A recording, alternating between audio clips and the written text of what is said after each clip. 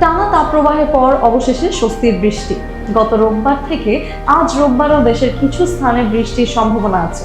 শুধু আজ নয়, চলতি সপ্তাহ জুড়ে দেশের নানা স্থানে থেমে থেমে বৃষ্টি হতে পারে, তবে ভারী বা টানা বর্ষণের সম্ভাবনা আপাতত কম। সবচেয়ে বেশি বৃষ্টির সম্ভাবনা রয়েছে দেশের উত্তর পূর্বাঞ্চল এবং দক্ষিণ পূর্বাঞ্চলে, বিশেষ করে সিলেট, মৌলভীবাজার এবং হাওড় এলাকায় তুলনামূলক বেশি বৃষ্টি হতে পারে। অন্যদিকে দক্ষিণাঞ্চলেও বৃষ্টির প্রবণতা থাকবে, তবে রাজশাহী, রংপুর বিভাগে বৃষ্টিপাত তুলনামূলক কম হতে পারে বলে জানিয়েছে আবহাওয়া অফিস। গত 24 ঘন্টায় দেশে সর্বোচ্চ বৃষ্টিপাত রেকর্ড করা হয়েছে মৌলভীবাজারের শ্রীমঙ্গলে, যেখানে 162 মিলিমিটার বৃষ্টি হয়েছে। রাজধানী ঢাকায় একই সময়ে রেকর্ড হয়েছে 26 মিলিমিটার বৃষ্টিপাত।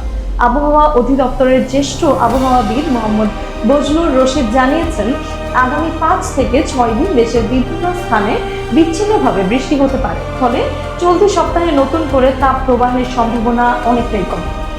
আজ সকাল 7টায় ঢাকা ও আশেপাশের এলাকার জন্য দেওয়া পূর্বাভাসেও বৃষ্টির সম্ভাবনার কথা বলা হয়েছে। সকাল 6টায় ঢাকার বাতাসের আর্দ্রতা ছিল 94%, যা বৃষ্টির অনুকূল পরিবেশ তৈরি করছে। সব মিলিয়ে বলা যায়, বৈশাখের দাবদাহের মাঝে এই বৃষ্টি স্বস্তির বার্তা নিয়ে এসেছে জনজীবন। তবে আবহাওয়ার এই পরিবর্তনশীল পরিস্থিতিতে সবাইকে সতর্ক থাকার পরামর্শ দিয়েছে আবহাওয়া অধিদপ্তর।